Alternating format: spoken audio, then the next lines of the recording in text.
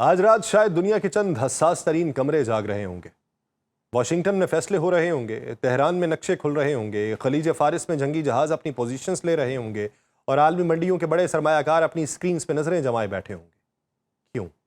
کیونکہ اگر Donald Trump truth social پہ دیے گئے اپنے بیان کے مطابق واقعی ایران کے خلاف بڑے حملوں کا حکم دیتے ہیں تو نشانہ صرف چند فوجی اڈے نہیں ہوں گے، اس بار خطرہ اس سے کہیں بڑا ہوگا۔ سوال یہ نہیں کہ کتنے میزائل چلیں گے، کتنے طیارے اڑیں گے، کتنی عمارتیں تباہ ہوں گی۔ سوال یہ ہے کہ کیا دنیا ایک ایسے مرحلے میں داخل ہونے جا رہی ہے جہاں جنگ کا ہدف فوجیں نہیں بلکہ پورے ملکوں کی معاشی شرگیں ہوں گی، اور اگر ایسا ہوا تو اس کے جھٹکے صرف ایران یا امریکہ تک محدود نہیں ہوں گے بلکہ تیل کی منڈیوں، عالمی تجارت، سمندری راستوں اور دنیا کی ہر بڑی معیشت تک یہ محسوس کیے جائیں گے۔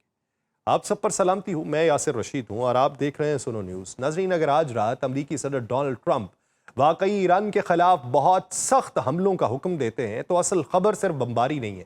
اصل سوال یہ کہ کیا دنیا پہلی بار ایک ایسے مرحلے میں داخل ہونے جا رہی ہے جہاں جنگ کا مقصد صرف دشمن کو نقصان پہنچانا نہیں بلکہ اس کی پوری معاشی شرک کے اوپر قبضہ کرنا ہے۔ کیونکہ ٹرمپ کے حالیہ بیانات میں ایک جملہ غیر معمولی اہمیت رکھتا ہے۔ انہوں نے صرف فوجی حملوں کی بات نہیں کی بلکہ ایران کے توانائی کے مراکز بالخصوص خارگ جزیرے کا ذکر کیا۔ یہ وہ مقام ہے جسے بعض توانائی ماہرین ایران کے معاشی دل سے تشبیہ دیتے ہیں۔ ایران کی تیل برآمدات کا بڑا حصہ اسی نظام سے جڑا ہے، اور اگر کسی ملک کا دارالحکومت اس کی سیاسی طاقت کی علامت ہوتا ہے تو خارگ جزیرہ ایران کی مالی زندگی کی علامت سمجھا جاتا ہے۔ یہی وجہ ہے کہ جب بھی عالمی ادارے ایران کی معیشت کا تجزیہ کرتے ہیں تو خارگ کا نام لازمی سامنے آتا ہے۔ لیکن اس پوری کہانی کو سمجھنے کے لیے صرف آج کے بیانات نہیں بلکہ تاریخ کے اوراق کھولنا پڑیں گے۔ دوسری عالمی جنگ کے بعد امریکہ نے دنیا میں کئی جنگیں لڑیں، Korea, Vietnam, Iraq, Afghanistan, Libya اور شام، مختلف مثالیں، مگر ان تمام جنگوں میں ایک بنیادی فرق موجود تھا۔ امریکہ حکومتیں گرانا چاہتا تھا، فوجی صلاحیت ختم کرنا چاہتا تھا، سیاسی نظام تبدیل کرنا چاہتا تھا، لیکن کسی ملک کے پورے توانائی کے نظام پہ براہ راست کنٹرول کی بات کھلے عام بہت کم سننے میں آتی تھی۔ یہی وجہ ہے کہ ٹرمپ کا یہ وینزویلا کے بعد، ان کا تیل بیچنے کا بیوپاری بننے کے بعد خارگ جزیرے اور ایرانی توانائی کے ڈھانچے سے متعلق لہجہ کئی دفاعی ماہرین کو حیران کر رہا ہے۔ اس کے بعد دوسرا سوال یہ پیدا ہوتا ہے کہ اگر امریکہ ایرانی توانائی کے نظام کو نشانہ بناتا ہے تو ایران کے پاس جواب میں کیا راستے موجود ہوں گے؟ یہاں سے معاملہ صرف ایران اور امریکہ تک محدود نہیں بلکہ پوری عالمی معیشت اس کے دائرے میں داخل ہوگی۔ آبنائے ہرمز کس قدر اہم گزرگاہ دنیا دیکھ چکی، عالمی سطح پر سمندر کے ذریعے منتقل ہونے والے تیل کا بڑا حصہ، کتنا بڑا حصہ گزرتا تھا وہ بھی دنیا دیکھ چکی۔ اگر وہاں عدم استحکام ہوتا ہے تو پھر کیا ہوگا؟ ایران یا خلیج نہیں، ایشیا، یورپ، افریقہ اور امریکہ تک اس کے اثرات ہوں گے۔ کہا جاتا رہا دنیا دیکھ چکی۔ تیل کی قیمتوں میں اضافہ، انشورنس لاگت میں اضافہ، شپنگ کے اخراجات میں اضافہ، عالمی مہنگائی کی نئی لہر، باتیں ہوتی رہیں، دنیا دیکھ چکی۔ اسی لیے ایران کے خلاف کسی نئی امریکی مہم کا جائزہ صرف فوجی زاویے سے لینا ناکافی ہوگا۔ اصل میدان معاشی جنگ ہے۔ گزشتہ چند برسوں میں ایران نے پابندیاں، سفارتی دباؤ اور عسکری خطرات کے باوجود اپنی توانائی کی برآمدات مکمل طور پہ ختم نہیں ہونے دی۔ چین، مختلف ایشیائی خریداروں اور غیر روایتی تجارتی نیٹ ورکس کے ذریعے ایران نے اپنی آمدن کے ذرائع کو برقرار رکھنے کی کوشش کی، اور یہی وجہ ہے کہ توانائی کا شعبہ تہران کے لیے صرف کاروبار نہیں، قومی سلامتی کا مسئلہ بنا۔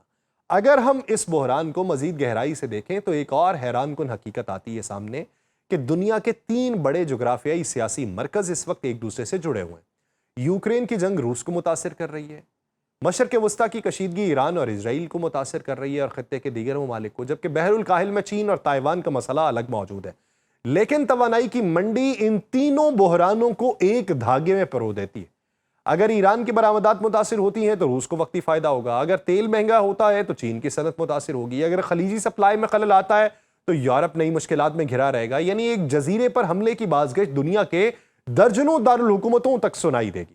پھر ایک اور سوال سامنے آتا ہے جس پر بہت کم گفتگو ہو رہی ہے کہ اگر امریکہ واقعی ایرانی توانائی کے مراکز کو مستقل بنیادوں پر نشانہ بناتا ہے تو کیا ایران صرف روایتی فوجی جواب دے گا یا پھر وہ اپنے غیر روایتی اثاثوں کو استعمال کرے گا؟ گزشتہ 2 دہائیوں میں ایران نے صرف میزائل پروگرام نہیں بنایا، خطے میں اتحادی گروہ، بحری صلاحیتوں، سائبر وارفیئر، غیر متناسب جنگی حکمت عملیوں پر سرمایہ کاری کی، اور اسی لیے بعض مغربی تجزیہ کار ایران کو روایتی فوجی طاقت سے زیادہ ایک اسٹریٹجک نیٹ ورک قرار دیتے رہے، جس کا عملی مشاہدہ جو ہے وہ امریکہ اور اسرائیل نے موجودہ جنگ کے اندر کر لیا، اور اتحادیوں کے ساتھ کس حد تک جڑے ہوئے ہیں۔ لبنان جنگ میں وہ منظر بھی دیکھ لیا کہ جہاں پر حملے جاری تھے اور اس کے جواب میں اسرائیل نے ایران کی طرف میزائل داغ دیے۔ یہی وجہ ہے کہ آج کا سوال صرف یہ نہیں کہ امریکہ ایران پہ حملہ کرے گا یا نہیں، اصل سوال یہ کہ اگر توانائی کو ہتھیار بنا دیا گیا تو کیا دنیا ایک ایسے دور میں داخل ہونے والی ہے جہاں جنگیں ٹینکوں، طیاروں، میزائلوں سے کم تیل، گیس، بندرگاہوں، سمندری راستوں، ڈیٹا نیٹ ورکس اور عالمی سپلائی چینز پہ زیادہ لڑی جائیں گی؟ اگر واشنگٹن واقعی ایران کے خلاف ایک نئے اور زیادہ شدید فوجی مرحلے میں داخل ہوتا ہے تو بہت سے لوگ یہ سمجھ رہے ہوں گے کہ جواب بھی ماضی کی طرح بیلسٹک میزلز، ڈرونز یا محدود حملوں کی صورت میں آئے گا، مگر حقیقت شاید اس سے کہیں زیادہ پیچیدہ اور خطرناک ہے۔ آج کا ایران وہ ایران نہیں جو صرف دفاعی پوزیشن میں کھڑا رہتا تھا۔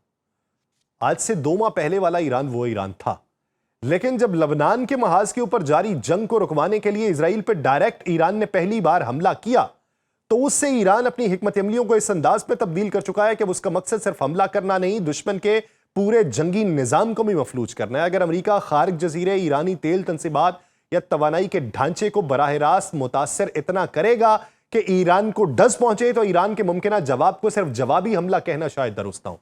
اس بار تہران کی شاید کوشش یہ ہو سکتی ہے کہ جنگ کو ایران کی سرزمین سے اس حد تک نکالا جائے کہ پورے خطے کی معیشت، توانائی اور سمندری راستوں کا گلا پکڑ لیا جائے۔ یہی وہ چیز ہے جو ماضی کے مقابلے میں اس جنگ کو مختلف بنائے گی۔ 1980 کی ایران عراق جنگ میں ایران کے پاس محدود میزائل تھے۔ 1991 کی خلیجی جنگ میں ایران تقریباً تماشائی تھا۔ 2003 میں عراق پہ امریکی حملے کے دوران بھی ایران نے براہ راست محاذ نہیں کھولا تھا، لیکن 2026 کا ایران ہزاروں بیلسٹک میزلز، کروز میزلز، خودکش ڈرون، سمندری ڈرونز، الیکٹرانک وارفیئر صلاحیتوں اور خطے بھر میں موجود اتحادی نیٹ ورکس کے ساتھ کھڑا ہے، اور کس حد تک کھڑا ہے اور کس حد تک ریٹیلیٹ کر سکتا ہے دنیا نے دیکھا۔ اور جب یہ کہا گیا کہ اس کے پاس تو صرف چند میزائل رہ گئے ہیں، تب اس نے بغیر حملہ ہوئے اسرائیل کے اوپر حملہ کر دیا۔ سب سے پہلے یہ سمجھنے کی ضرورت ہے کہ ایران کی اسٹریٹجی کس حد تک تبدیل ہوئی ہے۔ تو اس پورے منظرنامے میں آبنائے ہرمز کا مسئلہ سامنے سب سے زیادہ آئے گا۔ دنیا کی تقریباً جو تیل کی سپلائی ہے وہ مکمل طور پہ وہ پھر چوک کر دے گا۔ اگر ایران مکمل بندش نہ بھی کرے تو صرف خطرے کا ماحول پیدا کرنا ہی اس کے لیے پھر کافی ہوگا۔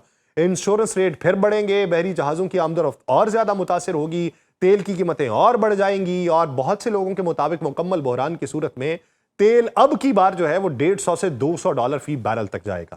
دوسرا بڑا فرق ایرانی میزائل حکمت عملی میں نظر آئے گا۔ ماضی میں ایران درجنوں یا سینکڑوں میزائل فائر کرتا تھا، لیکن اب اس کی توجہ سیچوریشن اٹیک پہ ہو گئی ہے، یعنی ایک ہی وقت میں مختلف سمتوں سے بیلسٹک میزل، کروز میزل، خودکش ڈرونز اور الیکٹرانک حملے پھر وہ کرے گا، تاکہ دفاعی نظام فیصلہ ہی نہ کر سکے کہ پہلے کس خطرے کو روکنا ہے، اور اس ضمن کے اندر وہ اپنی سٹاک پائل کے اندر پھر اضافہ کر چکا ہے۔ اسرائیل اور امریکہ یہ امکان برسوں کرتے رہے کیونکہ جدید دفاعی نظام بھی بیک وقت آنے والے سینکڑوں اہداف کے سامنے دباؤ میں آ سکتے ہیں، جس کا عملی مظاہرہ انہوں نے اس جنگ کے اندر کر لیا۔ اب وہ سائبر جنگ کے اوپر بھی زیادہ توجہ دے گا، جسے اکثر عوام نظر انداز کر دیتی ہے۔ ایران نے گزشتہ 2 دہائیوں میں جو کچھ بھی سرمایہ کاری سائبر صلاحیتوں پہ کی وہ تو کی۔ اگر اب یہ جنگ وسیع ہوئی تو ماضی قریب کے اندر جو اسے سہولیات چائنا نے فراہم کی تھیں اس کو اڈاپٹ ایران کر چکا ہے۔ اب صرف فوجی اڈوں پہ نہیں بلکہ توانائی کے نظام، بندرگاہوں، مالیاتی اداروں، مواصلاتی نیٹ ورکس اور صنعتی انفراسٹرکچر کو پے در پے نشانہ بنایا جائے گا، اور جدید جنگوں میں بعض اوقات ایک کامیاب سائبر حملہ ایک میزائل حملے سے زیادہ نقصان دہ ہوتا ہے۔ چوتھا اور شاید سب سے خطرناک پہلو وہ نیٹ ورک ہے جسے مغربی ادارے ایکسس آف ریزسٹنس کہتے ہیں، یعنی اب کی بار حزب اللہ، حماس، عراقی مزاحمتی گروہ، یمن کے ہوتی اور دیگر علاقائی عناصر کسی نہ کسی سطح پہ ایک جیسے اکٹھے ہوں گے اور ایران کے اسٹریٹجک ماحول کو گرما کے رکھ دیں گے۔ اگر تہران یہ فیصلہ کر لے کہ جنگ کو صرف اپنے اور امریکہ کے درمیان محدود نہیں رہنے دینا تو اب کی بار بیک وقت کئی محاذ کھلیں گے، اور اس صورت میں جنگ ایک ملک کے خلاف کارروائی سے نکل کے پورے مشرق وسطیٰ میں اچھی خاصی پھیلے گی کہ اب کی بار پتہ چلے گا کہ جنگ اس کو کہتے ہیں۔ ایران کے حالیہ فوجی تجربات بھی ماضی سے مختلف ہیں۔ اسرائیل کے ساتھ براہ راست تصادم، طویل فاصلے تک میزائل حملے، ڈرونز کا وسیع استعمال، فضائی دفاعی نظاموں کا عملی تجربہ، خطے بھر میں جاری کشیدگی ایرانی فوجی قیادت کو حقیقی جنگی ماحول فراہم کر چکی ہے، اور یہی وجہ ہے کہ اگر نیا مرحلہ شروع ہوا تو ایرانی رد عمل صرف طاقت کا مظاہرہ نہیں بلکہ ایک ایسی حکمت عملی ہوگی جس کا مقصد دشمن کو سیاسی، معاشی اور عسکری طور پہ بیک وقت دباؤ میں لانا ہوگا۔ تو سوال یہ نہیں کہ ایران کتنے میزائل داغے گا، سوال یہ ہے کہ اگر تہران یہ فیصلہ کر لے کہ جنگ کی قیمت صرف ایران نہیں بلکہ پورا خطہ ادا کرے گا تو پھر کیا ہوگا۔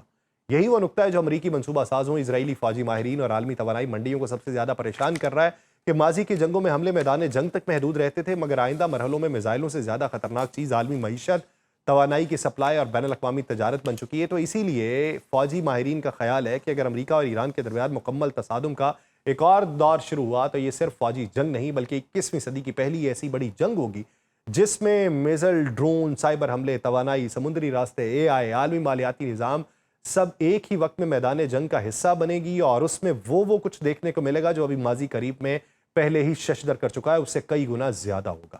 تو مجھے دیجیے اجازت، اللہ نے